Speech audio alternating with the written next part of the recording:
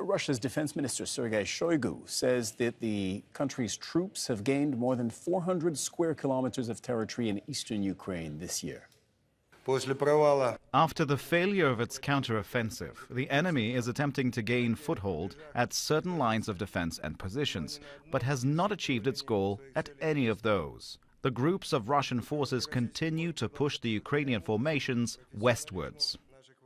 So let's take a look at the overall situation in Ukraine. At the moment, Russia controls around 1/5 of Ukraine's territory. It has gained ground near Donetsk in the past months, taking control of Avdiivka there in February and areas around Bakhmut as well. These are the main areas of fighting on the front line here. It's focused near Russian-held Donetsk and close to Siversk, held by Ukraine. Moscow has intensified its strikes against Ukraine and its power grids since last month's attack on a Moscow concert hall that Russia has accused Ukraine of being involved in. I'm pleased to say that we are joined by the former Ukrainian President Petro Poroshenko, joining us live from Kyiv at this hour. Sir, we're more than 2 years into this Ukraine-Russia war. Tens of thousands of people have been killed, millions have been displaced. There is no decisive victory for either side in sight. Where's this headed, in your view? First of all, it was not 2, but 10 years after Russian unprovoked aggression.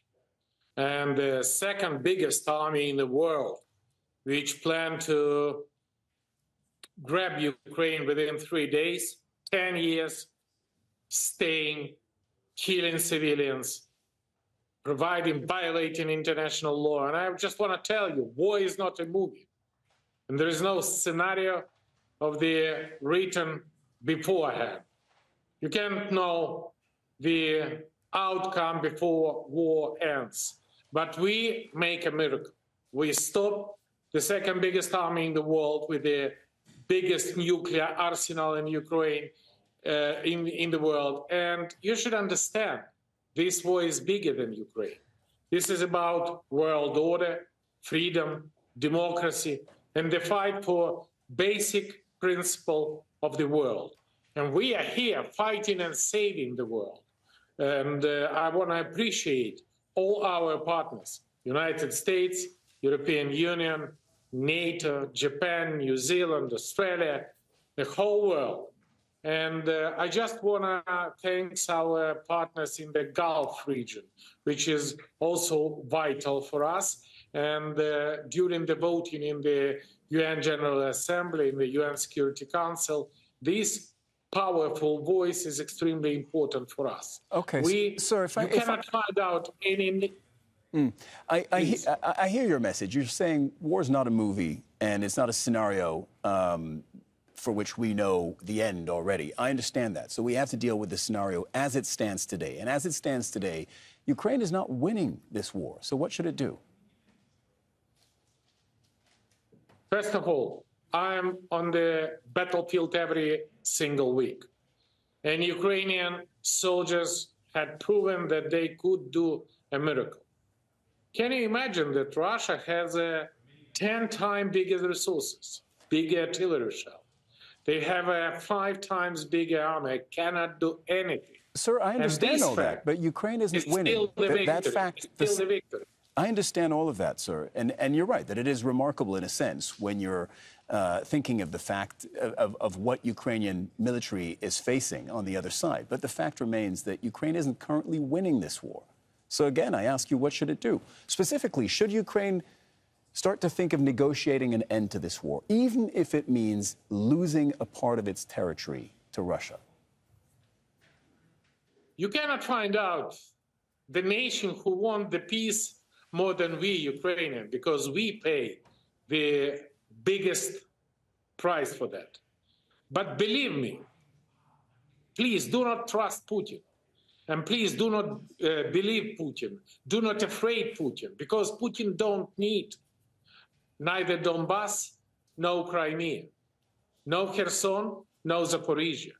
Putin want to erase Ukraine at all from the world map. Putin want to kill all Ukrainians and to have Ukraine as a province of Russia. This is the thoughts of maniac.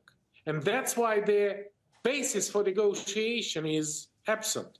we would be more than happy if Putin withdraw their troops from Ukrainian territory and immediately stop the war. Well, sir, Ukraine let me cannot ask you this outmatch way, Russia. then. Let me ask you this way. What do you think Ukraine will look like in 5 years? Ukraine will keep sovereignty and territorial integrity. Ukraine will be the member of the European Union, and Ukraine will be the member of NATO. And these three factors can provide the sustainable security situation on the continent and the sustainable security situation in the world.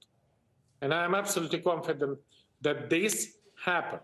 And for that, we need more supply from our partners, invitation for Ukraine to be a NATO member state, which is the only mechanism how we can provide security situation. And our great reform to provide the membership in the European Union.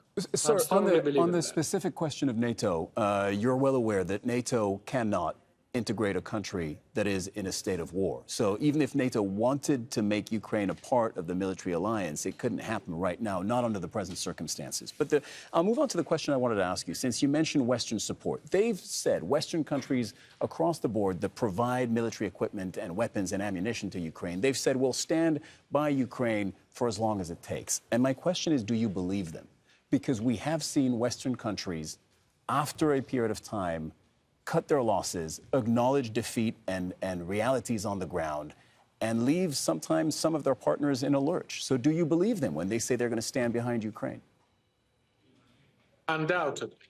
And look, not only we Ukrainian armed forces and we Ukrainian people surprise the world. Also the fact which Putin do not expect, this is the level of solidarity of the whole world with Ukraine. The level of the effectiveness of the all Western states, not only with the weapon supply, but also with the sanction, with the effective mechanism. And believe me, why I'm so confident? Because Western support to Ukraine is not a charity, is not an aid. This is the Western investment in the peace, security, instability on the globe.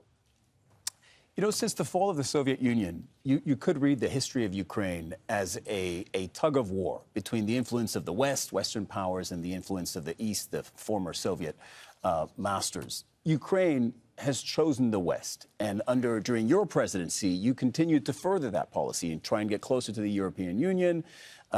Ukraine is currently negotiating accession to the EU, try and get closer to NATO. You did get closer to NATO. But when you look at what's happening on the ground now, Ukraine arguably is paying a very steep price for that policy. Was it all, in hindsight, worth it? This is the price not only for the membership in EU. This is the price for freedom. This is the price for democracy. This is the price for being free, not being in the prison. And undoubtedly, the level of support today under all these conditions, the Ukrainian future as a member of the European Union, this is up to more than 90% among Ukrainian people. And this is just a demonstration that the Putin narrative about the past in the Soviet Union of Ukraine, this is ruined. And this is not working, neither in Ukraine nor in Europe. And with this situation, we just want to say, please, leave us alone, Russia. Stop the aggression.